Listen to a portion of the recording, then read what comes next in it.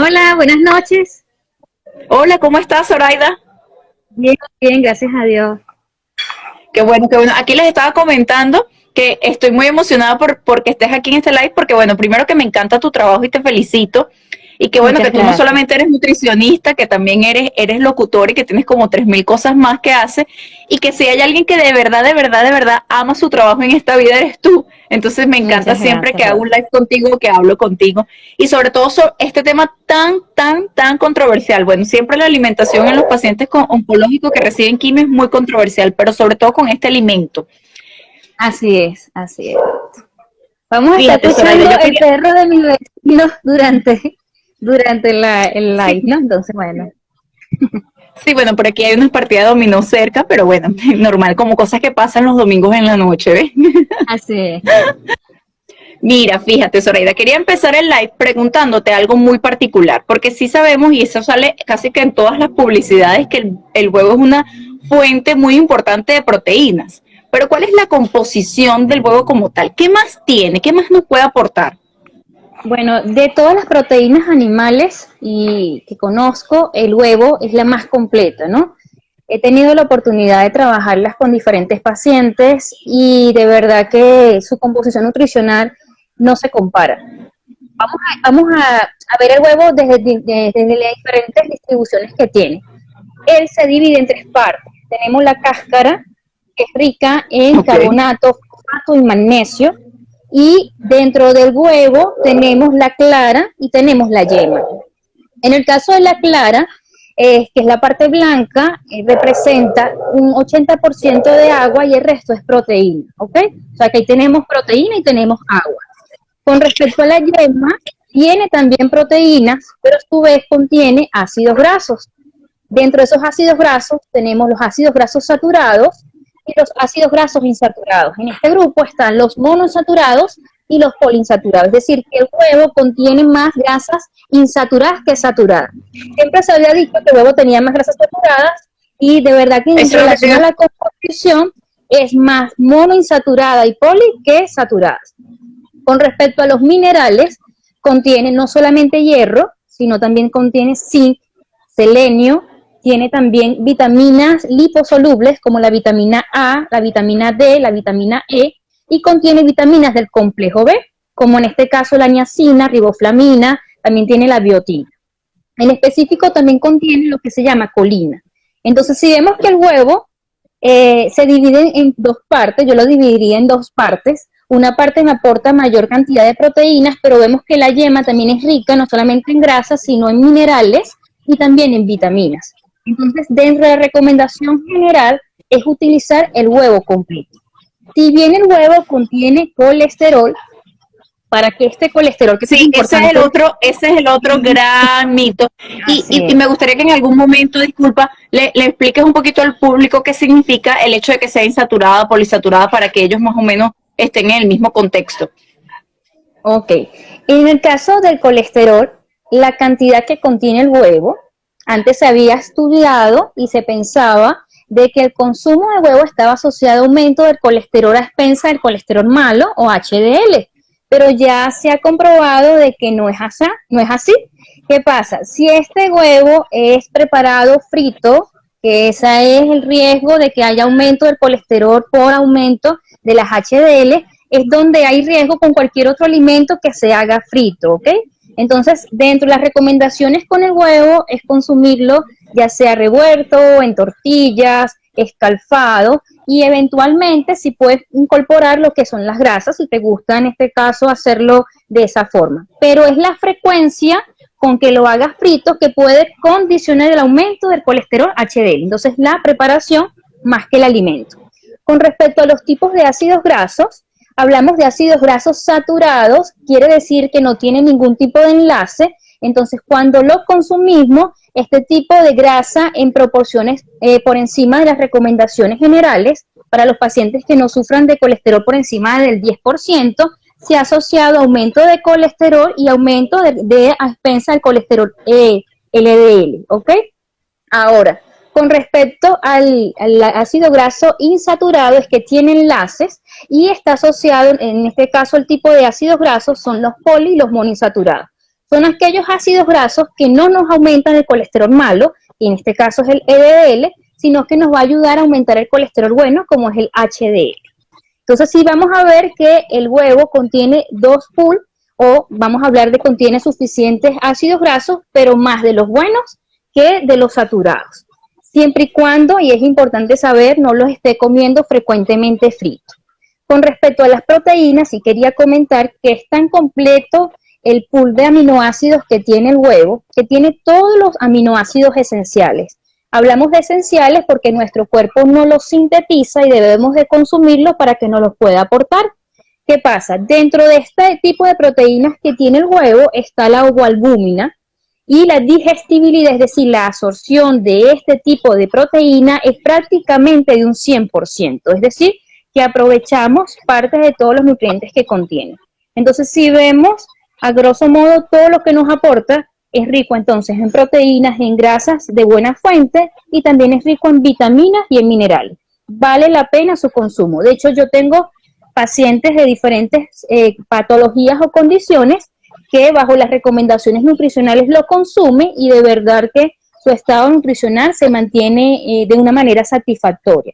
¿Okay? Entonces aquí es importante cómo lo preparo, a qué hora lo consumo, o cómo lo combino, y la cantidad que consumo de huevo. Importante, para poder aprovechar más los beneficios del huevo, la recomendación es siempre que sea cocido. Hay que aprovechar todas esas propiedades nutricionales, sí, tienen que ser cocidas, porque hay mitos que han dicho que, por ejemplo, en el caso de la clara, que consumirla cruda vamos a obtener mejores beneficios, y no se necesita esas temperaturas altas para poder tener la disponibilidad de los aminoácidos que aporta las proteínas que tiene el huevo. Súper importantísimo eso que mencionas. Hay una palabra que me encantó, clave, que dijiste, Zoraida, la frecuencia, ¿no?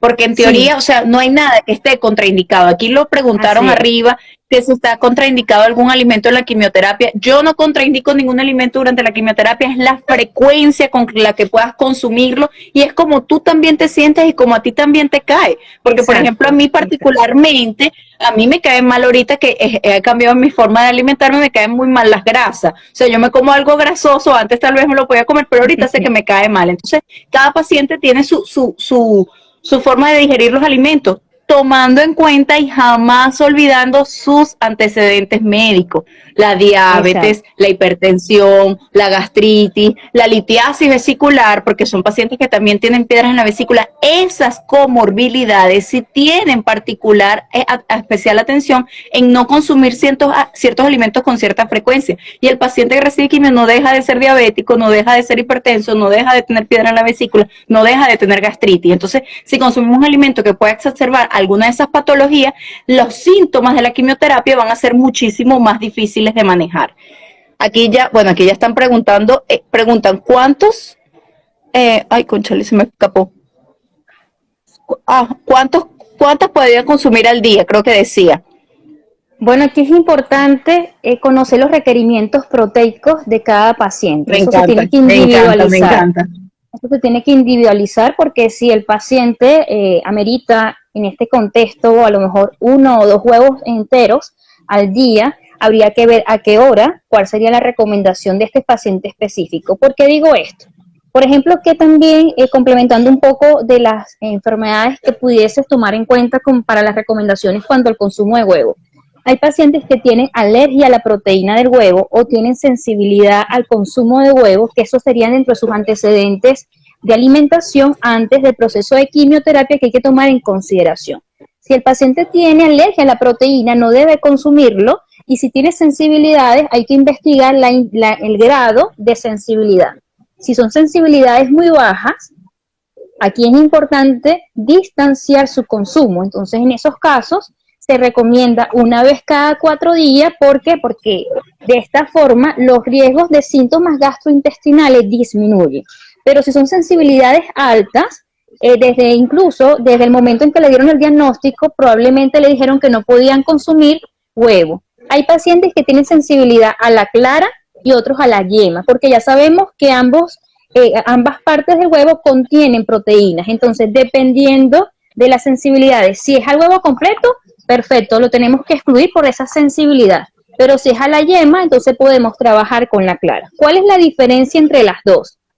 Ya conociendo la composición nutricional, que la clara contiene proteína y agua, entonces el proceso de digestión va a ser mucho más fácil que cuando trabajamos la yema que contiene la grasa. Entonces por eso hay pacientes que cuando consumen el huevo entero empiezan a presentar síntomas gastrointestinales. Y en este caso importante, con que lo combiné, o sea, usé muchos aliños que son flatulentos y entonces combiné con papa, hice una tortilla que llevaba papa que puede originar gases, le incorporé aliños, aparte de consumir el huevo. ¿A qué hora lo consumí?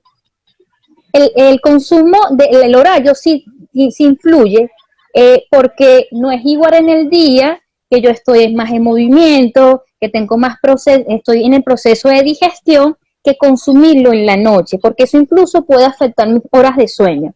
Entonces, dependiendo del interrogatorio que se haga durante la consulta, se decide en qué momento se incluye y cómo se va a incluir. De hecho, cuando yo tengo pacientes que han manifestado síntomas gastrointestinales, en este caso que tenga un cuadro diarreico, esperamos compensar la consistencia y la frecuencia y comenzamos siempre con la clara.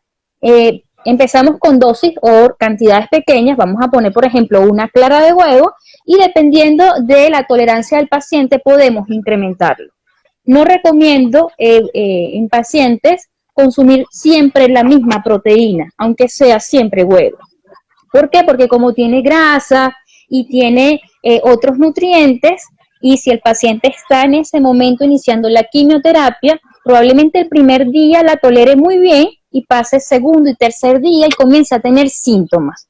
Entonces aquí afectó ¿qué? La frecuencia.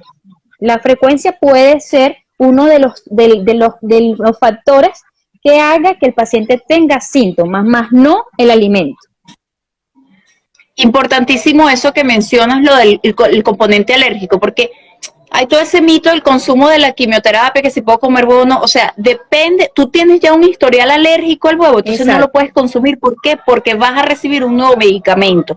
Eso es como Así. cuando en los niños se le va introduciendo poco a poco cada alimento porque no sabes a qué es alérgico. Si tú el mismo día le introduces todos los alimentos, tú no vas, y hace una reacción alérgica, tú no vas a saber a qué hizo la reacción alérgica, a qué alimento en particular. Igual cuando un paciente está, por ejemplo, hospitalizado, recibe múltiples medicamentos, se pone rojo, uno dice, bueno, ¿cuál de estos medicamentos que yo le estoy colocando fue que hizo la reacción alérgica? Entonces, si el paciente consume la proteína del huevo y posteriormente recibe la quimioterapia y hace de repente alguna reacción, uno no puede distinguir, pero porque esté contraindicado, porque vaya a afectar, por ejemplo, que el tumor crezca, que el tumor no pueda disminuir, o que eso no tiene nada que ver, eso es completamente aparte. Hasta ahora no está demostrado que ningún alimento va a afectar el crecimiento del tumor, va a hacer que no crezca, ni va a hacer que la quimio no funcione, ni nada por el estilo. Ibas a decir algo, porque sí. me encanta como tú, sabes que tú y yo hablamos bastante. Hay organismos internacionales que incluso lo recomienda cuando el paciente tiene rechazo, por ejemplo, a una proteína en específico, que puede utilizar el huevo en diferentes preparaciones. Por ejemplo, con el huevo podemos hacer específicamente con la clara suspiros, ¿ok? Entonces podemos buscar diferentes preparaciones y así aportamos proteína de mayor pool de aminoácidos, de que sabemos que se va a absorber en mayor proporción, y así le vamos aportando más nutrientes al paciente. Importante con el paciente que haya presentado síntomas gastrointestinales cuando lo consumió, ir evidenciando o tratar de, para la posterior, hacer nuevamente una preparación, no colocarle tantos ingredientes para poder investigar si estuvo asociada a la preparación o estuvo asociado al alimento. Lo importante aquí... Con eso estás respondiendo la pregunta que ya acaban de hacer exactamente. Ay, no sé, se congeló la imagen, no sé si me están escuchando. Aquí dice, hay pacientes que han consumido huevo y no presentan reacción, pero al consumir el día de la quimioterapia han presentado reacciones alérgicas. Se ven esto. Como estaba mencionado, me estaba mencionando, perdón, Zoraida Rosales. Hola. Me volví a conectar. No, que estaba comentando, sí. Es importante aquí conocer la frescura del huevo. O sea, cómo nosotros saber si estamos, cuando preparamos un huevo, si este está fresco o no. Por ejemplo, ¿qué se recomienda? Uno, El huevo debe mantenerse a una temperatura entre 7 a 15 grados centígrados, es decir, que debería de estar en el refrigerador, ¿ok? A menos que estemos en un lugar que se mantenga esas temperaturas. Pero para evitar riesgo de cambios de temperatura, hay que preservarlo. No se recomienda lavarlo para guardarlo en la nevera. ¿Qué se recomienda? Comprar los huevos que estén limpios y si viene con algún sucio, cepillarlo, ¿sí? Pero no lavarlo. ¿Cuándo se recomienda lavarlo? Justo en el momento en que lo vamos a preparar. ¿Por qué? Claro, yo no sabía. Dios, mire. Esa cáscara de huevo tiene una cámara protectora para que agentes externos no vayan a colonizar el huevo. Entonces, si tenemos un huevo que está roto, si tenemos un huevo que tiene algún tipo de grieta o está previamente, no está fresco, no podemos comprarlo. Porque recordemos que con el huevo que no está en la forma o en la conservación adecuada, hay riesgo que el paciente haga síntomas digestivos, pero no es como tal ni la proteína ni el sistema, sino la conservación del huevo. Ahora, una vez que nosotros lo vamos a lavar justo porque voy a consumirlo, una forma también de saber que el huevo está en la composición adecuada es, por ejemplo, si yo lo estoy sancochando, la yema tiene que estar en el centro. En la medida de que esa yema está más distante del centro, la frescura es menor. Esa es una forma de saberlo si lo estamos haciendo cocido. Ahora, si es crudo, cuando yo coloco el huevo en el agua, tiene que hundirse. Si el huevo no se hunde, entonces este huevo no está fresco. Es decir, que los riesgos de hacer algún tipo de mala digestión por un consumo por un alimento que no esté conservado es mayor. Entonces, ¿qué es importante aquí? Donde compramos la materia prima, que es donde compramos el huevo, revisarlo, y si contiene heces, porque eso es otra de las recomendaciones internacionales, no compra el huevo que contenga las heces de la gallina por los riesgos de salmonelosis. Entonces, y lo otro más importante, cuando le vayas a quitar la cáscara, no hacerlo en el mismo recipiente donde vas a hacer alguna preparación. Eso es importante. Porque si no hicimos, o sea, siempre es recomendable que la cocción sea adecuada. Es decir, que la yema no es que quede término medio, que quedó líquida, no, tiene que quedar sólida, ¿ok? Para evitar riesgo, no se puede dejar la amarillita suave. Lo ideal sería, o sea, por ejemplo, para evitar riesgo de contaminación por el alimento, la idea es que la yema quede bien cocida. Esa es una de las recomendaciones. Porque si el paciente tuvo algún síntoma, entonces ahí tendríamos que investigar cómo fue la preparación, cómo quedó la yema, cómo se conservó, cuánto tiempo tiene conservándose este huevo, para evitar riesgos. O sea, los riesgos también pueden venir en ese proceso. O sea, no solamente que el paciente tenga mala absorción o tenga problemas en la tolerancia del huevo, sino también en el proceso de preparación. Eso es importante. Y súper, no, bueno, creo que más específica esa respuesta arriba que decían, porque algunas veces lo consumen y le dan reacción y a veces no. Creo que ya más específica todas esas cositas que dijiste, súper importantísimo, Zoraida. Hay errores que hasta yo hacía, menos mal, me encantó toda esa respuesta que diste. Fíjate, aquí está esta pregunta que se empata con lo que yo iba a decir antes de que hablaras. Dice, si se quiere aumentar masa muscular, ¿cuántos son recomendados ingerir al día? Ahorita te doy para que respondas toda esa pregunta que yo sé que vas a decir, pero fíjate, la comida no es una receta de cocina. O sea, la comida no es como cuando el paciente a veces me escribe, tengo la tensión alta, ¿qué me tomo? Ya, ven acá, ¿cuáles son tus antecedentes? ¿Tú eres hipertenso? ¿Qué tomabas antes? ¿Cuándo fue tu último electrocardiograma? Vamos a ver tus valores de creatinina, ¿cómo está tu hemoglobina? Además, eres diabético. ¿En cuánto es la tensión? ¿Te sube en la mañana? ¿Te sube en la noche? ¿Tú tienes algún síntoma? Es todo un complejo, así como los médicos hacemos una historia clínica, porque si no, no existiéramos los médicos, existieran solo la farmacia y la gente, bueno, tengo hipertensión arterial, le dieron la pastilla y se fuera. No, existe toda una evaluación, porque cada paciente es individual. La medicina es personalizada y esto se aplica también a la nutrición. Esto es personalizado. En la consulta deben evaluar al paciente, medir cuál es su porcentaje de grasa, medir cuál es el objetivo del paciente, porque hay objetivos que son perder grasa, otros aumentar masa muscular. Son objetivos diferentes y a medida que esos objetivos sean diferentes, sumado a los antecedentes que tenga el paciente y sumado al tratamiento que está recibiendo, porque puede ser que de repente el paciente esté en un proceso de cicatrización y es importante entonces consumir proteínas, que no sé qué broma, para que la cicatrización sea mejor. Entonces, sumado a todo eso, es que la licenciada te va a decir, mira, vas a consumir tantos huevos o vas a consumir con esta frecuencia en la semana. Porque si no, una recomendación así, tantos al día es lo recomendado. No, no hay recomendaciones así, porque esto es individualizado y personalizado. Así es. Bueno, aquí tomando en consideración lo que mencionaste, por ejemplo, un huevo promedio tiene 7 gramos de proteína, ¿sí? Entonces, no podemos decir que el consumo proteico del día lo vamos a hacer a expensa de huevo. Tenemos que tomar en cuenta las otras proteínas de alto valor biológico que el paciente va a consumir.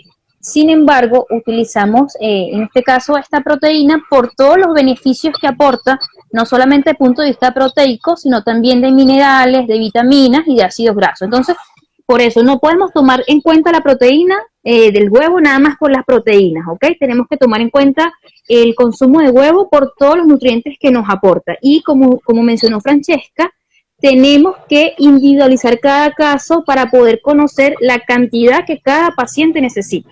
De hecho, yo no le puedo entregar a ningún paciente un plan de alimentación sin haber hecho primero la historia nutricional, las evaluaciones antropométricas, los cálculos dietoterapéuticos para llegar al plan de alimentación. O sea, estamos hablando de una consulta. La historia de Zoraida es de 4 páginas a mano donde Zoraida escribe, tiene tantos años de edad, así que nació un 29 de noviembre y pesó tanto al nacer a la 7ª semana mientras su mamá lo paría tenía gripe. O sea, todo eso lo pregunta Zoraida. Entonces, no dice una receta de cocina, no, pásame el correo para enviarte cómo es que vas a comer. Así es. O sea, que tendríamos nosotros que revisar. De hecho, mira, para llegar al plan de alimentación podemos durar hasta 1 hora y media. O sea, para que nosotros veamos el contexto y la responsabilidad que tienes con cada recomendación que des. ¿Por qué digo esto? Si un paciente, no estamos hablando de un paciente que esté justo en la quimio, pero un paciente que tenga sensibilidades alimentarias y desconozca que tiene sensibilidad alimentaria y comenzamos a darle una frecuencia en su consumo mayor a la recomendación que ese paciente necesita, va a tener muchos síntomas gastrointestinales. Entonces, para poder dar una recomendación es importante acudir a consulta porque cada paciente es individual. Y de hecho, los pacientes en diferentes patologías oncológicas no es igual un paciente que tenga un de colon, ¿sí? No es igual un paciente que tenga un de estómago, no es igual un paciente que tenga un de mama. Ileostomía, entonces ahí tenemos que individualizar cada caso. Totalmente importante eso que mencionas, cómo se individualiza cada caso y que no es continuo, no es que la licenciada te da una dieta y esa es la dieta por el resto de tu vida, no. Al igual que con el paciente hipertenso, al igual que con el paciente oncológico, tú le mandas un tratamiento y ya no es esa. A mí me mandaron muchos pacientes allá, me mandaron losartán y tengo 4 o 5 años tomándolos, pero ya va, ¿qué ha pasado? ¿Cómo ha estado tu creatinina? ¿Cómo han estado tus valores? ¿Cómo está tu electrocardiograma? ¿Cómo está tu rayos X? ¿Cómo está todo tu funcionalismo renal? Entonces es lo mismo con la nutrición y más aún si, por ejemplo, se pretende ganar masa muscular, ganar peso, porque la evaluación es continua. Tú puedes cambiar un régimen hasta semanal, ¿o me equivoco? Así es, y de hecho, los objetivos que se van cumpliendo, obviamente ya es un objetivo cumplido, entonces si vamos viendo que el objetivo se va cumpliendo, vamos haciendo modificaciones y ajustes en las indicaciones nutricionales del paciente. Importante también aquí la educación nutricional. ¿Por qué y para qué consumo el alimento? ¿En qué momento? El beneficio que me aporta. Y indispensable también en este sentido las preparaciones. Siempre le digo al paciente que, por ejemplo, en el caso del huevo podemos hacer 5 preparaciones para que la comida no sea monótona. Y dentro de las recomendaciones generales, por ejemplo, la frecuencia de consumo puede recomendarse, esto sí se puede decir de manera general, siempre y cuando el paciente no tenga ni sensibilidades ni alergias diagnosticadas, puede ser 3 veces por semana, ¿ok? 3 veces por semana, no en días continuos. A menos que yo tenga un paciente, ojo, con algún objetivo en específico que tenga una albúmina muy baja, una proteína muy baja, no quiera consumir otros alimentos, entonces tengo que aumentar su frecuencia. ¿Por qué digo no consumirlo frecuente? Primero porque la alimentación tiene que ser variada y cuando la alimentación no es variada y es monótona, el paciente disminuye la ingesta y cuando nos damos cuenta es porque la alimentación es prácticamente la misma. Tal cual, porque no es una dieta, es un cambio en el estilo de vida. Entonces, si la Así haces es. monótono, el paciente a mí me dice con frecuencia, pero con mucha frecuencia, y tú lo debes escuchar muchísimas veces más que yo le digo, mira, tienes que ir al nutricionista para que por favor te haga un régimen para una pérdida de peso. No, yo sé que tengo que comer sano, yo sé que tengo que eliminar las grasas. Entonces, yo le digo, sí, mi amor, pero entonces tú te vas a comer tu pollito a la plancha vuelta y vuelta con tus vegetales, y al quinto día, cuando ya te estés comiendo tu pollo vuelta y Exacto. vuelta con tu par de vainitas, te vas a cansar de eso y vas a empezar a volver a comer mal. Entonces, bueno, sí, porque es un cambio y hay muchísima, muchísima variedad. Yo siempre veo en tus estados cómo tú publicas las fotos que te envían tus pacientes y cómo intentas hacer todo tan bonito y tan colorido. Hay una increíble variedad de cosas, de vegetales, de combinaciones que yo no hubiese pensado y de repente tú colocaste en estos días, no me acuerdo qué fue, que se podía hasta desayunar y yo dije, cónchale, ¿verdad? Esto lo puedo hasta Sí. desayunar y no lo había pensado.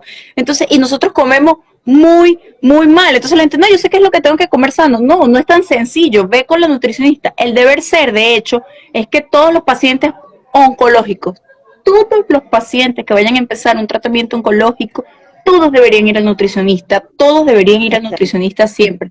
Tengo pacientes con aumento con la obesidad, bueno, que sabemos que es una epidemia mundial, la obesidad, que la obesidad tampoco me ayuda. Entonces los pacientes vienen con una cantidad de síntomas, me duele las rodillas, me duele, porque es muy fácil todo achacárselo a la quimioterapia. Me duelen las rodillas, me duele el estómago, me duele la columna. Eso es por la quimio. Mi amor, mides 1,50 m, pesas 90 kilos, obviamente te va a doler las rodillas. Bueno, que la quimioterapia evidentemente te va a hacer también un dolor articular, sí, claro, pero si tú a eso le sumas al huesito, que ya tiene 70 años, que es osteoporótico, entonces le vas a sumar el peso, concha, le estás dándole mucho a un solo hueso. ¿No? Y que, por ejemplo, en este caso, el ejemplo que estás dando de un paciente de 70 años, ya su masa muscular está en descenso, entonces su porcentaje de grasa probablemente es mayor. Y es importante saber que cuando un paciente tiene sobrepeso y obesidad, ese tejido adiposo es inflamatorio, ese tejido adiposo es inflamatorio, no ayuda en el proceso que se está buscando, ¿sí? Porque ya sabemos que el contexto oncológico, el paciente con cáncer tiene un cuadro inflamatorio. Entonces aquí es importante la alimentación sana, no solamente que siempre la asociamos a pechuga a la plancha, la asociamos a lechuga, la asociamos a galletas, puedes consumir todos los alimentos, pero en las porciones adecuadas, variando tus preparaciones y siendo consciente de lo que comes. Así como nosotros elegimos la mejor ropa para combinarnos, así tenemos que hacer las combinaciones de los alimentos para que nuestro cuerpo pueda dar las respuestas que buscamos.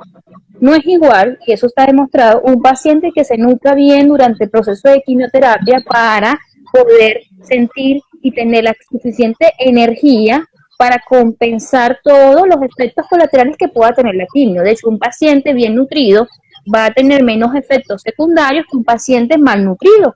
Y hablamos de malnutrición no porque no coma, sino que cuando vemos lo que come tiene un equilibrio en todos los nutrientes que debe recibir. Entonces, la consulta nutricional es fundamental antes, durante y después para poder llevar el seguimiento del paciente y dándole las recomendaciones y consejos oportunos en cada una de las fases. Y ir ayudando también a aclarar las dudas que surgen con respecto a diferentes alimentos. Como por ejemplo el huevo. Este tema me gustó bastante y siempre me ha gustado porque es una de las proteínas que más utilizo. ¿Sí? Es una de las proteínas que me ayuda, tanto en pacientes vegetarianos, sobre todo los pacientes vegetarianos que no son estrictos, los lacto-vegetarianos, nos ayuda a trabajar mucho, pero siempre creando la creatividad, permitiendo que el paciente tenga creatividad con lo que come. Porque si nosotros no tenemos creatividad con lo que consumimos, y por ejemplo un paciente tiene disminución de la ingesta y tiene rechazo a muchos alimentos por los olores, por los colores, por los sabores, pero si tenemos creatividad, con los pocos alimentos que para ese momento el paciente acepta, va a comer más. Entonces, por eso es importante desde, incluso antes de recibir la quimioterapia, tener las pautas y recomendaciones nutricionales para que el paciente se empodere, porque eso es empoderar al paciente y a la familia de las pautas que va a seguir posterior. Y importante, la mayoría de los organismos internacionales recomiendan el huevo para consumo, pero recordando la conservación, dónde lo tengo, dónde lo compro, ¿ok? Y evitando lo que se llama todas las contaminación. recomendaciones que dijiste, yo las desconocía, todas esas que mencionaste de que si la amarilla estaba más cercana al blanco. Ahorita nos han hecho varias preguntas que la licenciada ha ido respondiendo. Yo voy a dejar el live en mi feed para que las dudas que tienen, que se han ido surgiendo, las responde de la preparación, de la conservación, de no lavarlo al inicio, de cómo, con qué lo acompañas. Totalmente cierto, que lo acompañas con papas, lo acompañas con otros antiflatulentos. De verdad, muchísimas gracias. Y bueno, quería saludar a todos los que se estaban conectando, a Beanet, que siempre se conecta, al doctor Ernesto Arzola, que también trabaja con nosotros, a varios pacientes por aquí que tengo. Doctor. A Sandra, muchísimas gracias, Sandra, Maribel, que se está conectando, Yurubi, muchísimas gracias a todos los que se conectan. Importantísimo todo lo que dice Zoraida. Es la frecuencia con la que comes, es cómo lo consumes, es cómo lo acompañas. Creo que hay un desconocimiento bastante importante con respecto a la importancia y al nivel de alcance que tiene la nutrición en el paciente. Entonces, como por ejemplo me pasa también con la psiconcología, no tienes que ir al psicólogo, ¿por qué? Yo no estoy loco, yo me siento bien, no, ya va, pero tú sabías que te pueden dar herramientas para afrontar esta situación que supera todas las creces, porque el cáncer definitivamente supera todo lo que mentalmente está estipulado, sobre todo por la connotación que tiene con la palabra muerte. Entonces, la nutrición es igual, dicen, no, pero yo sé que es comer sano, no, pero yo sé que yo estoy bien de peso, pero yo, no, ya va, pero vamos a que te evalúe y vamos a establecerte unos objetivos y trabajar en pro de esos objetivos para no aburrir la comida y para comer bien y comer sano. Porque efectivamente el paciente que tiene un mejor aporte nutricional, no solamente con la quimioterapia, también con la radioterapia, porque la piel es importante, el proceso de cicatrización es importante, al igual que con la cirugía, la reparación de todo, porque mientras más rápido cicatriza, en estos días estaba, bueno, en la medicina siempre se tiene que estudiar muchísimo, cómo el impacto del tiempo desde que se operó el paciente hasta el inicio de la quimioterapia puede afectar. Entonces, de repente, en un tipo de cáncer de mama en particular que estaba leyendo, decía, si empiezas a las 6 semanas tiene más impacto que si empieza a las 4. Entonces, a veces me pasa que el paciente tiene un mes de operado, no está cicatrizada la herida y no le puedo iniciar la quimioterapia. Entonces, ese va a tener un impacto en que viva o no. Entonces, ¿cómo todo el estado nutricional tiene un tremendo impacto y en las consecuencias posteriores, porque muchos pacientes saben que al finalizar la quimioterapia quedan con ciertas consecuencias y cómo eso puede impactar positivamente para que estén mejor. No, y Francesca, importante, la mayoría de los pacientes obesos que yo evalúo tienen disminución de la masa muscular, o sea, son pacientes desnutridos desde el punto de vista muscular, ¿ok? Entonces son pacientes que tienen que evaluarse tempranamente. De esa manera vamos a ayudar en todo el proceso, en todo el tratamiento que el paciente vaya a recibir, ya sea cirugía, ya sea quimio, radio o la combinación de todo el tratamiento. Es importante la evaluación nutricional del paciente y como tomando en consideración para cierre el huevo, si vimos toda la composición nutricional que tiene, que bueno, porque el huevo también tiene zinc, tiene vitamina D, ¿sí? Entonces el zinc se ha asociado con el proceso de cicatrización, ¿ok? Aparte del aporte de proteína y que tiene una de las más importantes, la albúmina, o sea, albúmina pura. De hecho, si no tenemos albúmina, podemos utilizar el huevo, pero siempre bajo los lineamientos y seguimientos de un profesional de la nutrición junto con su médico de cabecera para poder orientar al paciente como debe ser. O sea, en todas las recomendaciones tienen que ser bajo una guía y no hacer las recomendaciones porque lo escuché, porque así lo hace mi vecino, o porque a mi familia le sirvió, ¿ok? Porque acuérdense que cada ser es independiente y hay que individualizar cada caso. Y puede ser que tu vecina tenga el mismo tipo de tumor, la misma edad, pero tú eres hipertensa y tu vecina no. Y ya eso cambió todo, o tú eres diabética y tu vecina no, eso cambió todísimo. Entonces, no, los pacientes igual me dicen, por ejemplo, no, todo esto es por la quimioterapia. Y yo, mira, tienes 300 de glicemia, mi amor, ¿estás consciente que estos 300 de glicemia no lo hizo la quimio? No me vengas a hablar tú. Es importantísimo lo de individualizar súper. Y yo les menciono a los pacientes que tú también haces asesorías online, ¿verdad? ¿Todavía estás con las asesorías online? Sí. Sí, yo hago asesorías online y bueno, la consulta presencial. Y se van a dar cuenta que la asesoría online... ¿Cómo te podrían contactar? Como la consulta presencial. Bueno, pueden seguirme por mi Instagram, @Nutrisora, y me pueden escribir por correo electrónico nutrizoraida@gmail.com. O pueden escribirme también por WhatsApp 0424-277-8660. 60. Sí, fíjense, ella es excelente. A mí me fascina trabajar con Zoraida, sobre todo los pacientes quedan muy, muy contentos y muy agradecidos porque es súper fundamental, es súper fundamental. El manejo, no hay patología, bueno, todas, ¿no? Yo sé que todas, pero obviamente yo siempre voy como más hacia lo mío, que es la oncología. No hay patología donde el manejo multidisciplinario sea tan importante como en el paciente oncológico. O sea, aquí es de la mano del cirujano oncólogo, ya le he explicado que él es el que opera, del radioterapeuta, que es el que coloca radio, del oncólogo médico, que es mi persona, que es el que coloca quimio, pero yo necesito, Zoraida, que me tenga alimentado a ese paciente, yo necesito al odontólogo que no se me vaya a partir una muela en medio del proceso de quimioterapia, el paciente después se me infecte, yo necesito al cardiólogo que me le haga un ecocardiograma, yo necesito al endocrino que me le mantenga ese azúcar bien, yo necesito todo un proceso allí para que el paciente esté lo más óptimo posible, porque todos queremos que el paciente supere ese diagnóstico y lo supere de la mejor forma y lo supere con el mayor acompañamiento posible. No sé si tienen alguna duda, si quieran comentar algo más. Por aquí nos felicitan. No, gracias a ustedes por conectarse hoy domingo en la noche. Sí, claro, pronto vamos a tener más live porque quiero hacer un live contigo de otro tema muy particular y que sí, me lo recomendaron, sobre la sopa de la pata de pollo.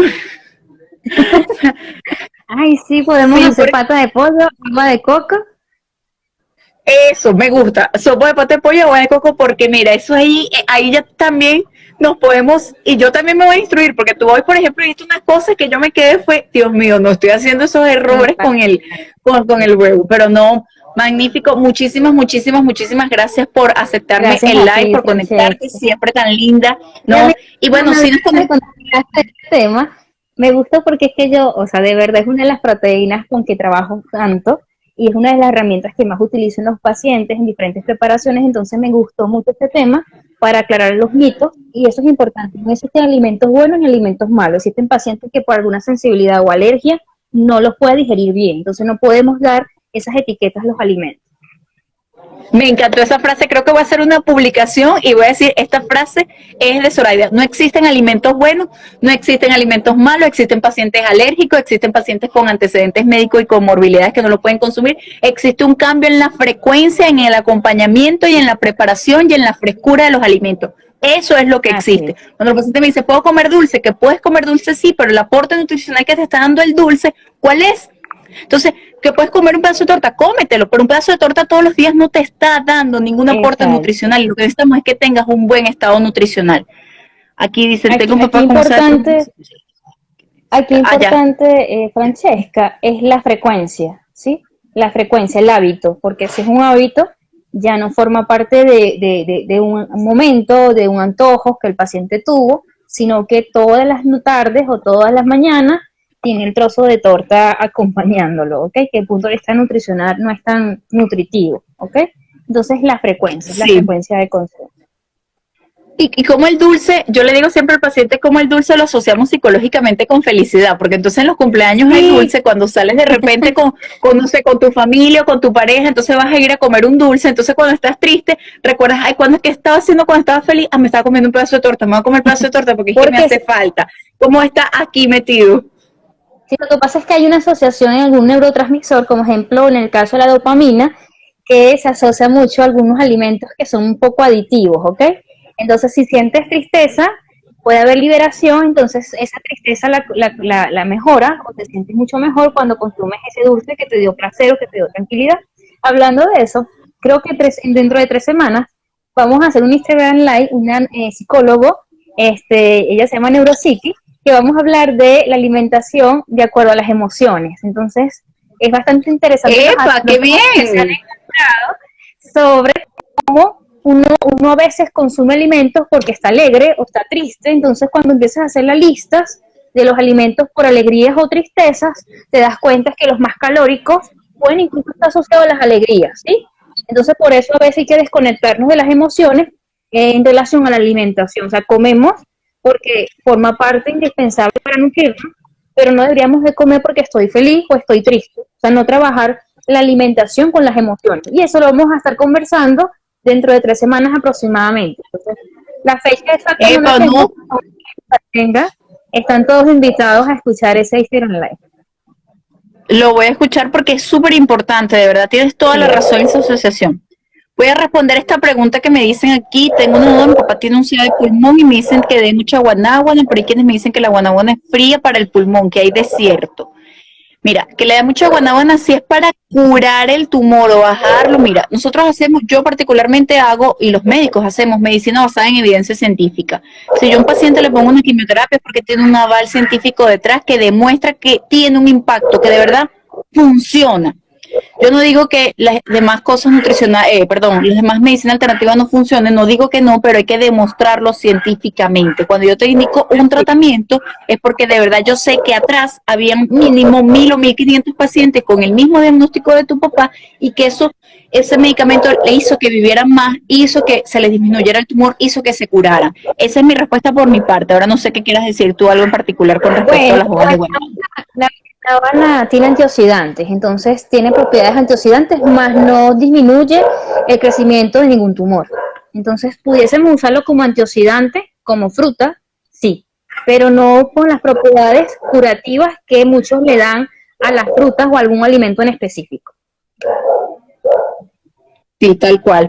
Aquí ya te estoy robando frases para hacer publicaciones, pero te voy a mencionar. Por cierto, se me olvidó darme publicidad en mi canal de YouTube. Por favor, síganme en mi canal de YouTube, Francesca Explica. Ahí tengo un video que dice sobre las náuseas y los vómitos inducidos por la quimioterapia, qué estrategias pueden emplear los pacientes y algunos datos de la alimentación para que por favor me tomen agua, que siempre se los digo.